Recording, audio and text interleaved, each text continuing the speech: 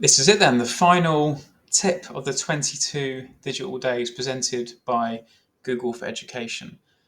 And as with all of the other 21 tools, they're linked in this magnificent slide deck produced by Google for Education with hyperlinks to the resources. Number 22, having your students complete an activity in Google Docs in real time, collaboratively. Some examples then.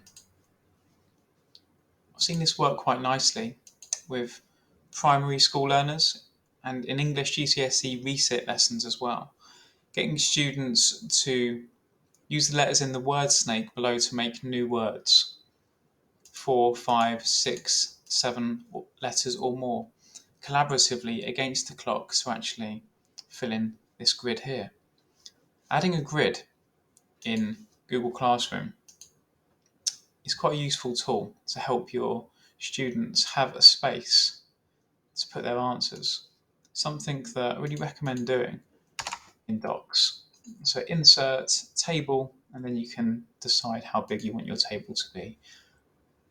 Having a space for the students to work within towards your objectives is really achievable in Google Docs in that real-time collaborative approach always. If you choose it to be, of course, you can have them working independently, but for in-class collaborative tasks, Docs can be used as that real-time synchronous tool. So a choice board, having students read a book and choose a response question, writing or discussing their answer to the question, highlighting the box when they are done.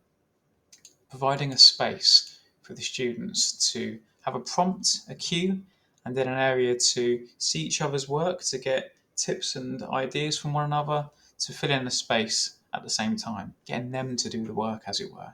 Using slides or a spreadsheet or docs as an area to work together is something we can help with in your classroom at any point. So get in touch with the team and I in the Learning Hub or the lab F102. We can always come into your lesson and help facilitate such activities. Here's one I did. I use LinkedIn with my learners when they leave the course as a way to stay in touch with them and as a way for us to help endorse each other's skills and to write references for each other. So at the end of every course, I write references for their LinkedIn. That way it follows them through their career. And also I can stay in touch with them. They can be guest speakers on our course in the future. Using a Google Doc, my students wrote references for each other and I wrote a reference for each learner as well, which they could then take with them. We could put onto their LinkedIn profiles and could help them to get to their next step.